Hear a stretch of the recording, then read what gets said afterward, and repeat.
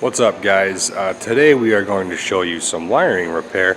I got this F-150 behind me here. It's the complaint is no windows, no locks, nothing like that. And I know firsthand that a lot of shops will say, yep, you need regulators, or you need a switch, or you need this. It's got to be a bad switch.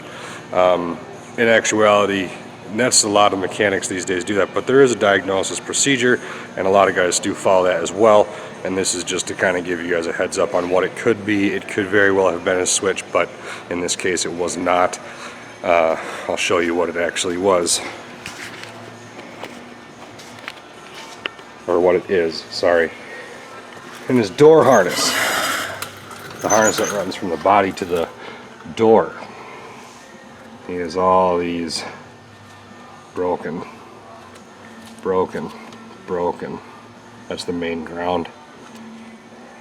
So it looks like he's actually had some done in here in the past as well.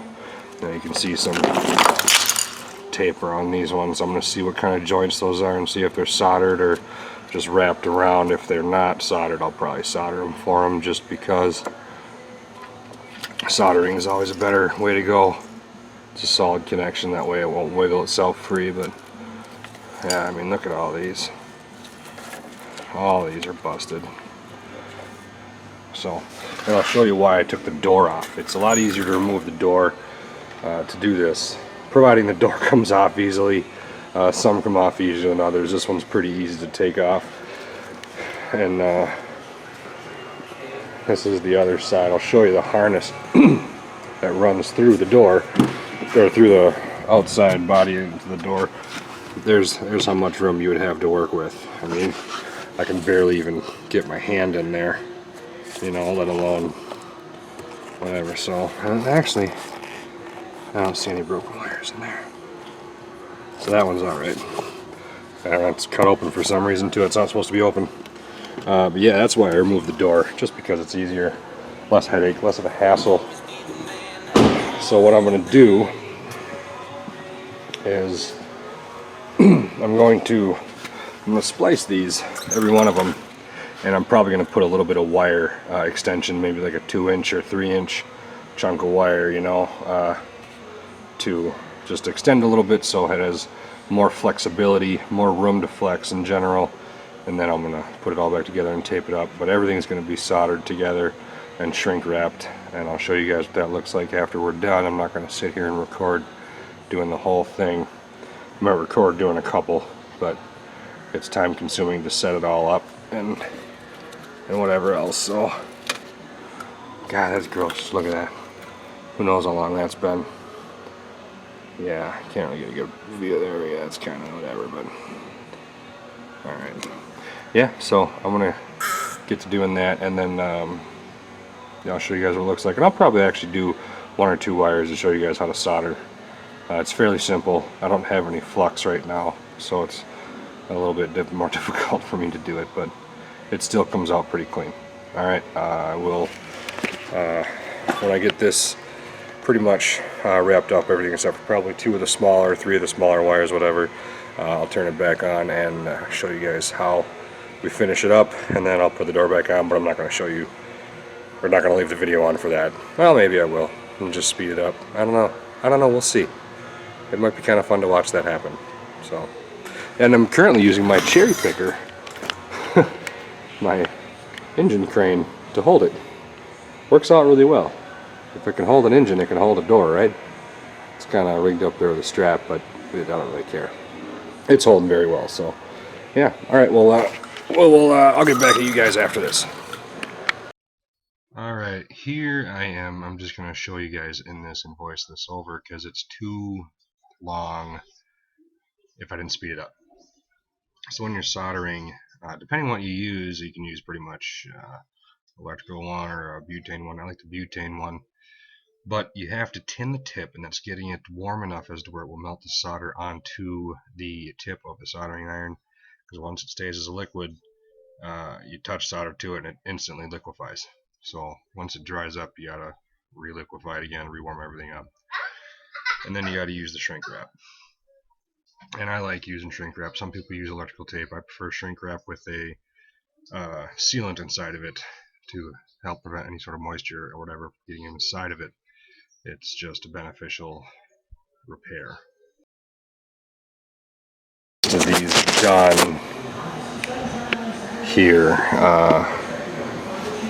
I got all of them on except for the bottom of that yellow that I have to do.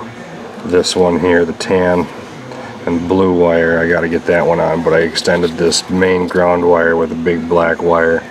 I got all the rest pretty much done, so I just wanted to show you how to do a little soldering, and once I get the other wires soldered, I'm going to tape it all up and I'll show you how that's done.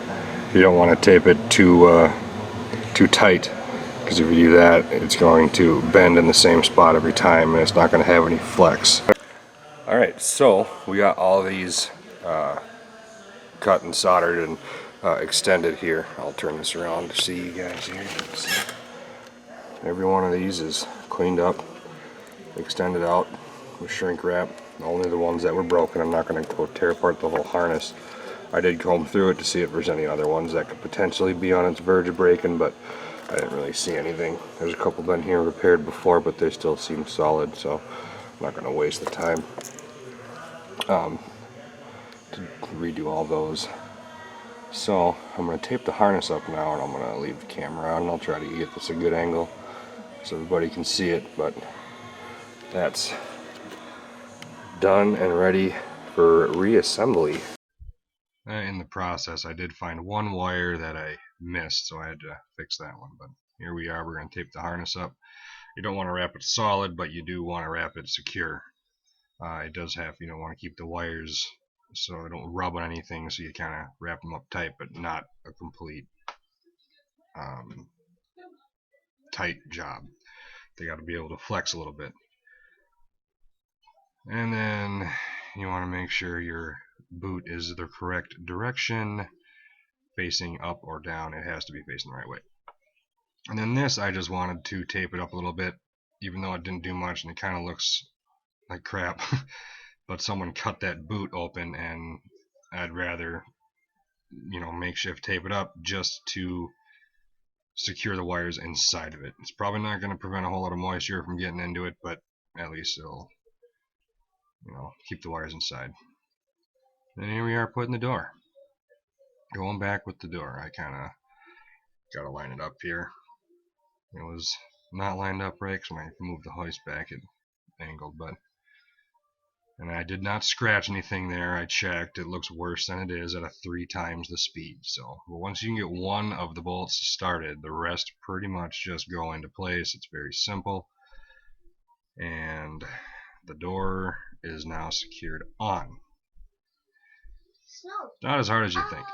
I haven't routed the harness yet. I'm going to tighten all these bolts up on the door hinge, and then I will route the harness, but we're going to cut the video once this is tightened on here, and we will cue the other scene.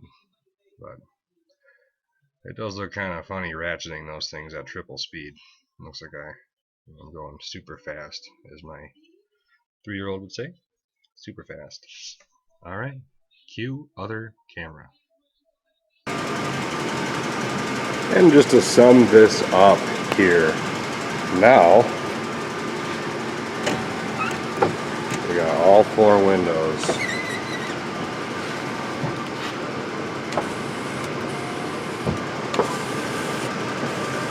Again, locks work, and mirror works. That's it, and that's the finished product of removing the door to repair wiring in that harness. Now, some of you might think that was a little extensive, but it's the right way to do it. So just gotta wipe it down, clean it all up, and that's that. Alright, see ya.